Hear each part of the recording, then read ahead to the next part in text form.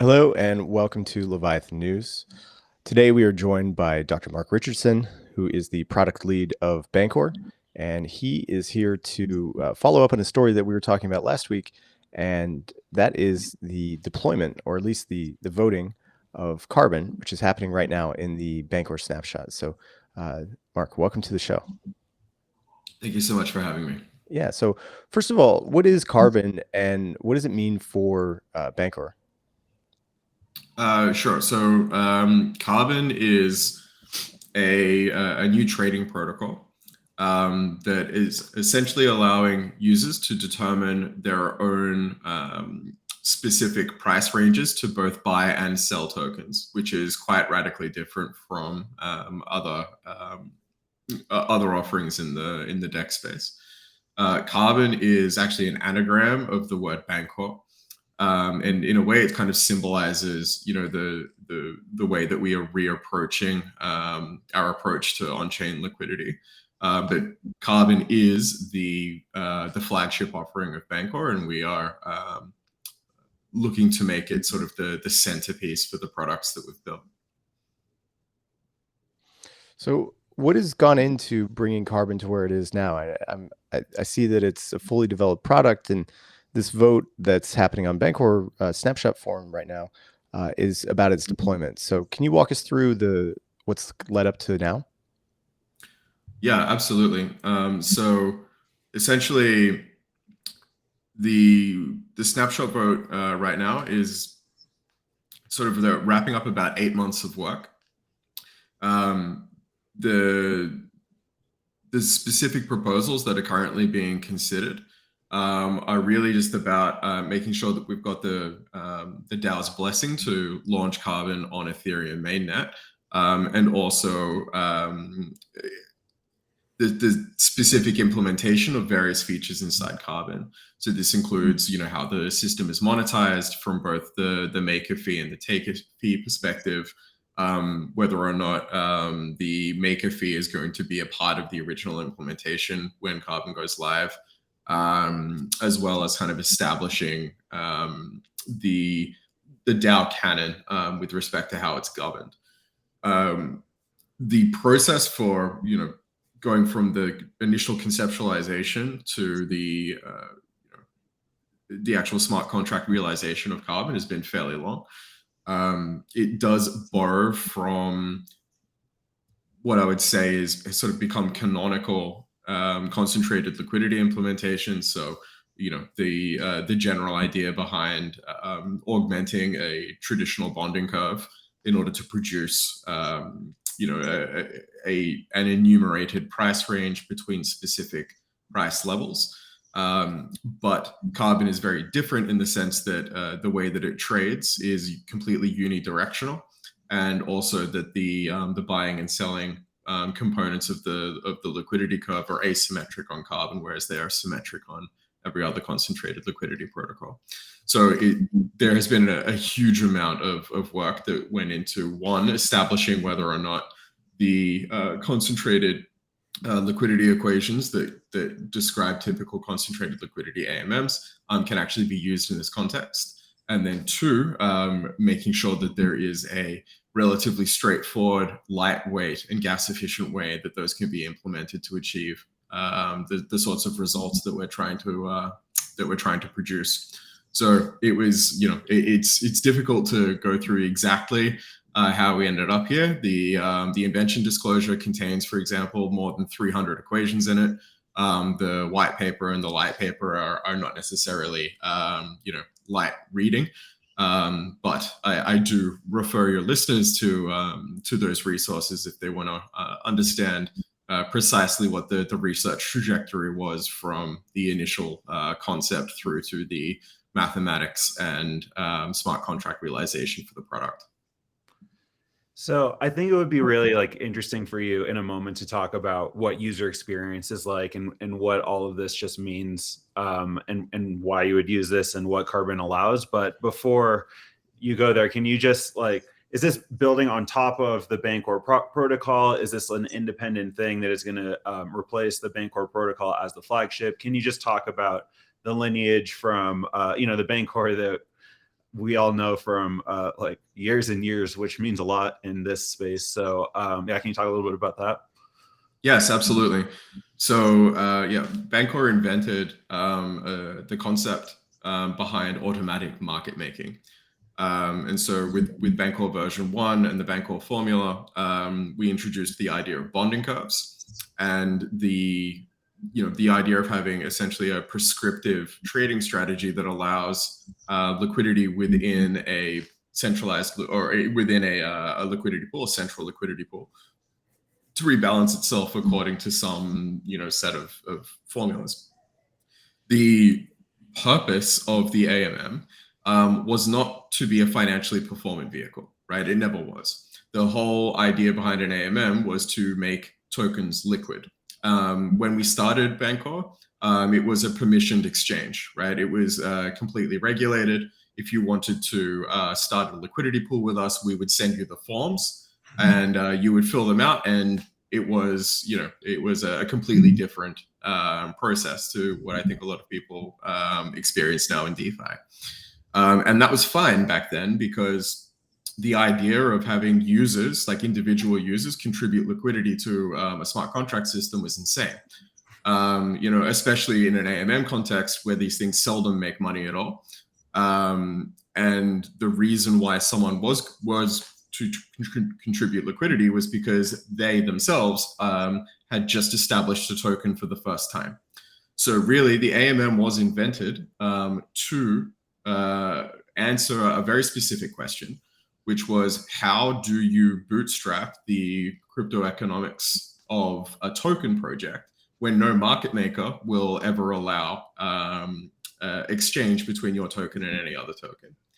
So Bancor version 1 was that technology, right? You no longer need market makers in order to determine the price between different tokens.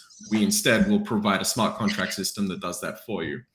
And in that paradigm, only token projects would provide liquidity, essentially. Maybe some very sophisticated individuals who were trying to establish liquidity between certain pairs and so on, but never for the explicit purpose of generating a return for themselves. Most of the time, these tokens would be contributed to the exchange forever, right? Never to be withdrawn.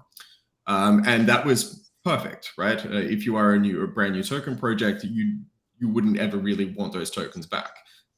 You would, at the time that you created the token contract, have a certain subset of those tokens dedicated for liquidity. And you see even today, these types of token partitions still linger on. But that liquidity component is generally sort of set aside for something like liquidity rewards, right? Something like a liquidity mining campaign or something like that. And so after that paradigm, I think that we started to see the idea, or at least the ambition, that an AMM, or contributing decentralized exchange liquidity, could be or should be something that is financially performant. The first iteration of this was with, I would argue, Bancor's version 2, which was in April of 2019 and was the first instance of what we call concentrated liquidity now. But back then we called it amplified liquidity. That specific implementation was contingent on the use of a price oracle because of the way that system worked. And unfortunately, we were among the first to discover some of the most extreme forms of MEV. And we helped to articulate precisely what oracle front running is way back when this wasn't really a big part of the MEV discussion. So our specific implementation of concentrated liquidity was not particularly effective, and we sought to address the financial performance through other means. And we developed a type of insurance protocol that was helping to address the shortfall of providing liquidity via an AMM. And we developed versions 2.1 and eventually version 3. Meanwhile, other types of AMMs were starting to appear. And Uniswap version 3 had its own implementation of concentrated liquidity that I think is slightly more elegant. And we started to see, I think, for the first time in DeFi's history, AMMs be deployed exclusively as a type of financial instrument that is actually deploying capital towards a short gamma strategy that could actually be successful through its kind of leverage mechanics that it introduced. And I think that is a very key turning point in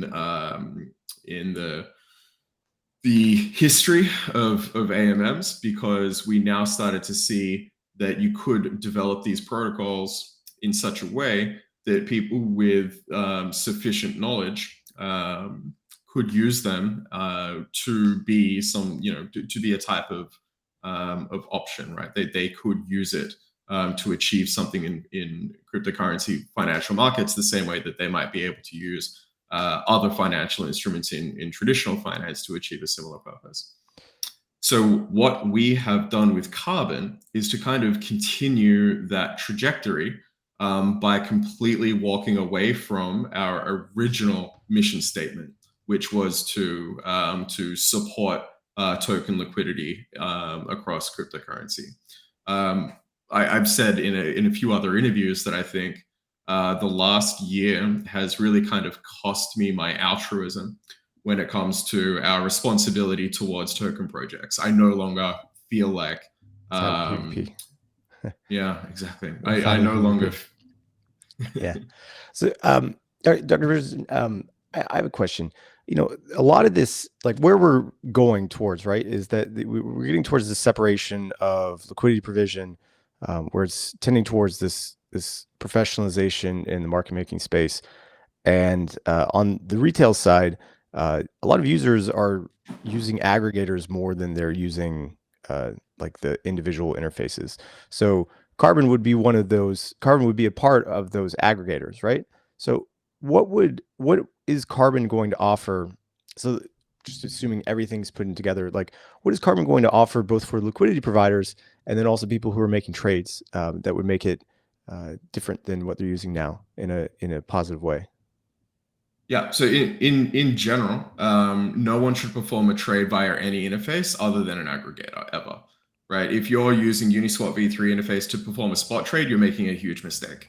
If you're using the Curve interface to perform a spot trade, you're using a huge mistake. Never use anything except Matcha or Lineage, because the job of these protocols is literally to find you the best price.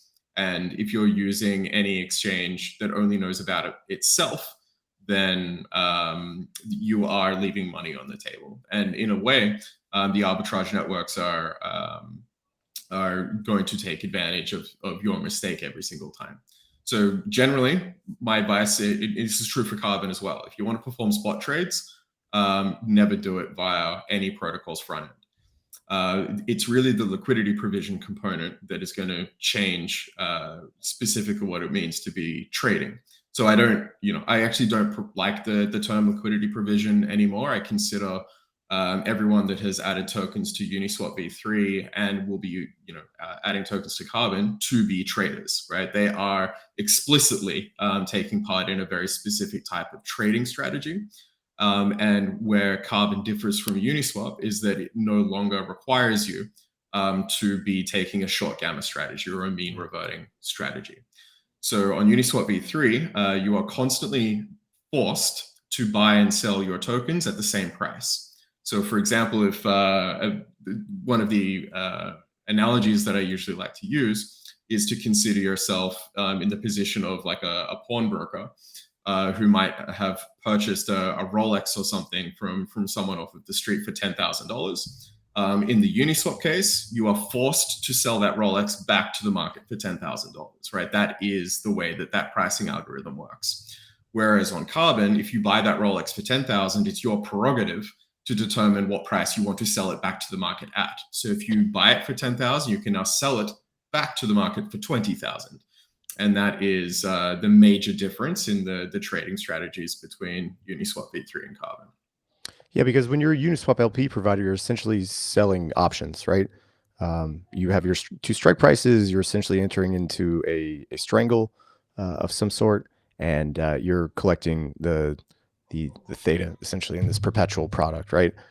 So Correct. like, how would you describe it, like when you talk about carbon, is it like that strangle, or what is it going to be more like from a traditional sense? Like, what kind of product, I guess, would it be more like? Like, if I'm thinking of designing a strategy about how to trade it, where would what kind of mindset should I be in? Right. So I think there's kind of a technical answer and there's like the intuitive one. So I think let's go with the intuitive one because I think it appeals to a much wider audience. On Uniswap, the bet that you're making, right, the specific position that you're taking with respect to how the market might evolve, is that the price that you enter the liquidity pool at and the price that you exit the liquidity pool at are going to be very, very close together, right? If not exactly the same price. And during that interim period, however long it happens to be, the price might vibrate a little bit. So it might move up and down, but it won't move up and down very far. And that there's going to be a huge amount of trading volume around that price. So that is the specific bet that you're taking. Whereas on carbon, what you're actually betting is that the price that you are first asking to buy an asset for, and the price that you are effectively going to be able to sell it for are going to be different. So in a way, carbon is the antithesis of Uniswap V3, right? They're not really competing products because they offer the opposite financial instruments. On carbon, you're actually hoping that the prices will be different because that spread is where you get your profit from, right? There are no fees on carbon. As someone who is contributing tokens to the carbon protocol, fees are not a part of the equation. There are no fees that are paid to you. Whereas on Uniswap, you are exclusively interested in the fees because everything else for you is a loss. Oh, so this comes back to what you're talking about with the one-sided liquidity, right? So like if you're buying ETH, it can only push it in ETH direction at a higher price, right? Correct. Or if you're going the other way, it can only go down, right? Back into USD. USD can only go down in price, right? So you're looking Correct. to get the spread, and then what? After the spread gets large enough, you pull your liquidity out, and then you market sell that back, or if you want to, or you can just leave it there. So, for example, if the strategy that I'm using on carbon is to buy ETH between $1,000 and $500 and sell ETH between $2,000 and $5,000, I can leave that in effect perpetually. So if ETH first dips down into my buy range, yes, I will be exchanging something like USDC or USDT or DAI for ETH as it moves down through that range. But then the ETH that I'm accumulating there, it's not available at that price anymore. It's available at my sell price, which is what I've set at $2,000, for example.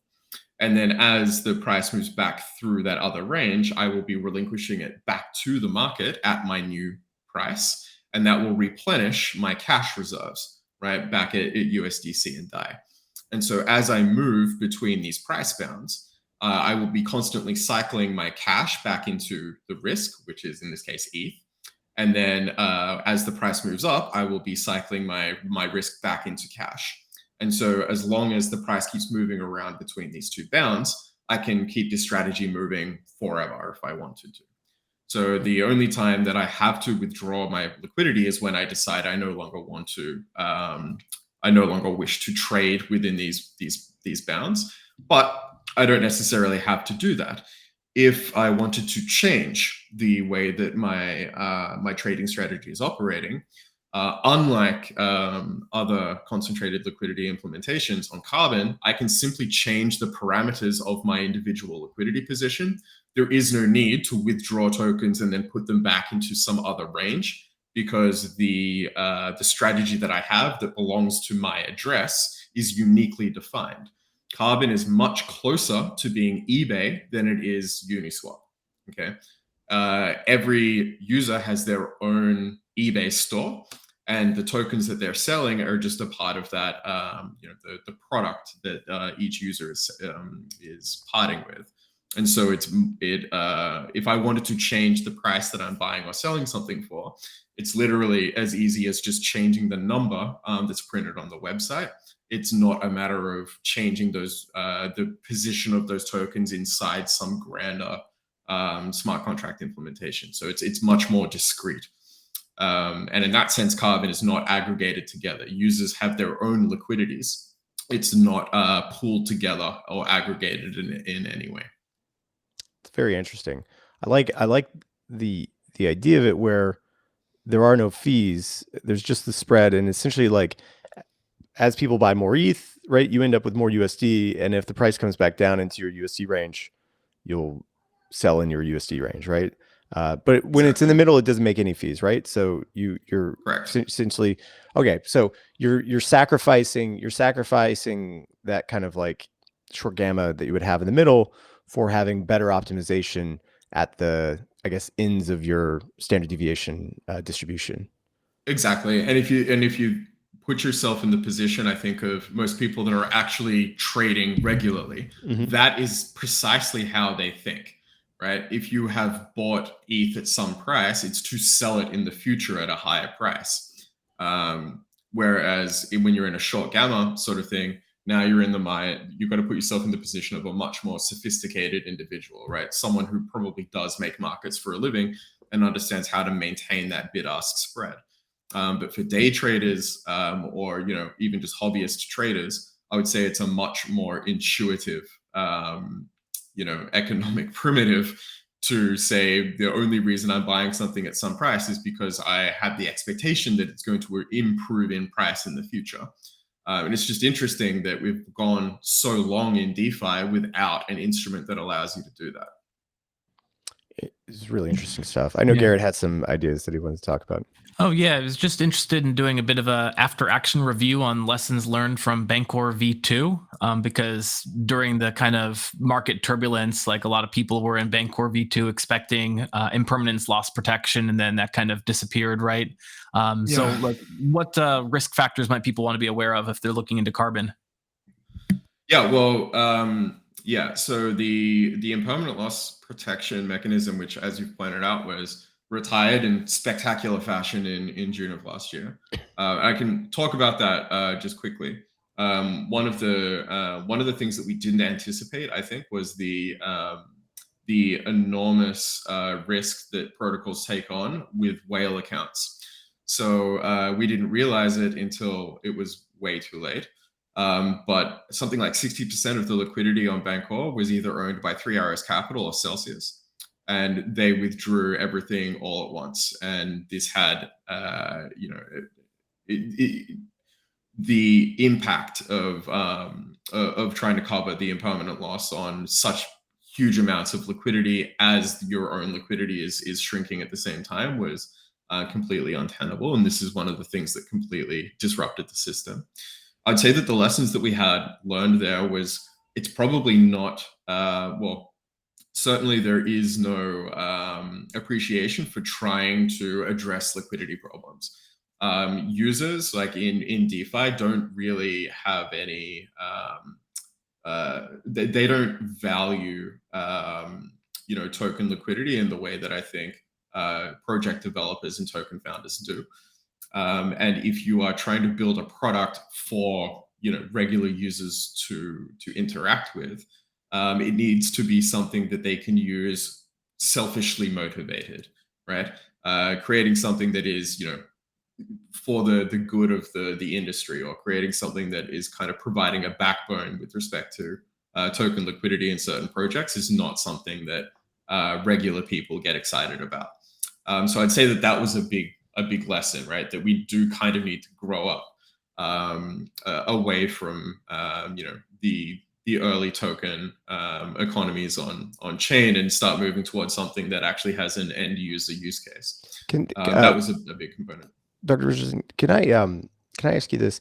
It sounds like a lot of the problems that Bancor was having is very similar to like the stuff that was happening with Silicon Valley Bank, where you have these essentially demand deposits from 3AC and other places, and the impermanent loss is almost like it's like this claim that would almost work like you're buying a bond, right? Like where you have you're borrowing short, you're lending long, and in that respect. And the permanent loss, like had they stayed in long enough, the protocol would have been fine. Everything would have worked out. Exactly. Do you think that model could have worked if you would have, if the protocol demanded some sort of like locked liquidity where, you know, in return for this service, because it is a very highly in demand service, in return to this service, you essentially give over your deposits for a lengthy period of time, you know, a 30, 60, 90-day period where, you know, had you guys had another 60, 90 days knowing that, oh, we're going to have these withdrawals at that point, the protocol could have acted in a way either to protect itself or to ensure that the damages had not been so significant. Yes, absolutely. It could have been done. In fact, it started that way. So we used to have, I think, a 100-day effective lockup period, right? So basically, we would only start accumulating protection on your deposit. I think after a 30-day cliff, and that would, you know, start out with, I think, a 30% coverage level, and then that would accumulate 1% every day up to 100%. You know, those numbers were based on models that were kind of extrapolated from Uniswap V2 in its early days. And one of the things that we noticed is that, like, just how quickly the performance kind of dropped off after the beginnings of DeFi summer. So I think that we probably should have reevaluated. We probably should have reevaluated some of those numbers after you know, about a year of operation. But more than that, I think that the thing that really hurt the protocol and made that model completely unsustainable is that the community was extremely excited about liquidity mining, and that really stressed the system, you know, beyond anything that would be sustainable in anyone's wildest dreams. Wait, and so at the time, so taking that as a lesson, how are you going to incentivize people to do liquidity in this new model? Because like that's kind of like the first question with all DeFi is, right?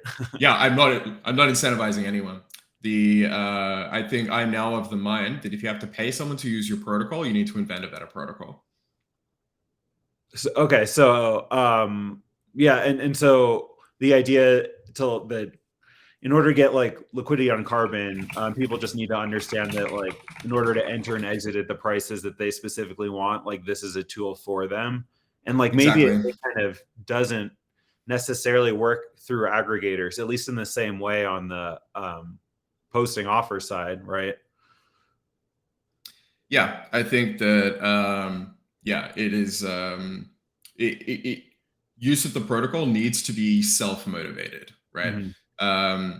It doesn't. I think one of the things that liquidity mining has changed is the customer business relationship with protocols, right? I think everyone at the moment, all protocols that are currently offering any type of incentives or reward system for their users, the protocol is the customer, mm-hmm. right? And the users are the business. So if you're currently doing that, make no mistake, you know, the users, the people that are using your protocol, they are the business and you are their customer.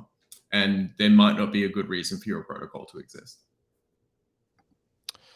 Yeah, I think the thing about liquidity mining is that you know, we've tried a bunch of different stuff, right? And we kind of have found a couple of things that work.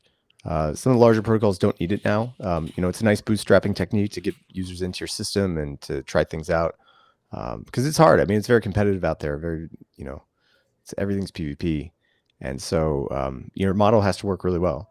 And I think that based on what you've told us about Carbon, it looks really interesting how things are going to work just in the one-way liquidity provision, which actually prevents any sort of, what's it called? The sandwich attacks and back running. The back running on the sandwich attacks, which is interesting, right? Because I've spoken with several other MEV groups, right, that are putting together, you know, relays and then building blocks, and their entire model that they're developing is built on the idea of, oh, hey, we'll run your transactions, and then we'll back run it for you and then pay you out a fee for that, right? So, you know, if Carbon is not going to be playing along with the MEV game, where's we're still playing along with the MEV game, okay, right? I spend a lot of time talking with MEV projects and you know, getting Carbon as a part of that order flow. But just remember that you know, there's more than one way to skin a cat. Yeah. The sandwich attacks and back running, for example, on other transactions, it still has to find some terminal liquidity source, right? If you're back running someone's trade on Uniswap, it's like, where are you back running it to? These, you know, in general, these MEV bots, they don't want the tokens that they're back running. They're trying to get it back into either a stablecoin or ETH, for example. And in a way, Carbon can represent that kind of terminal liquidity, right? It's the sink for some of these tokens.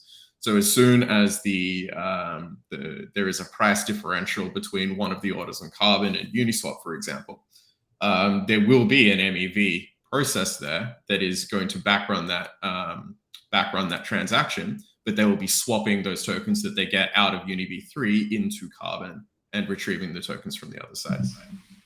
Excellent. Thank you so much for your time, Dr. Richardson. This has been a great conversation. Thanks so much for joining. Please make sure and come back in a few months and let us know how it's going.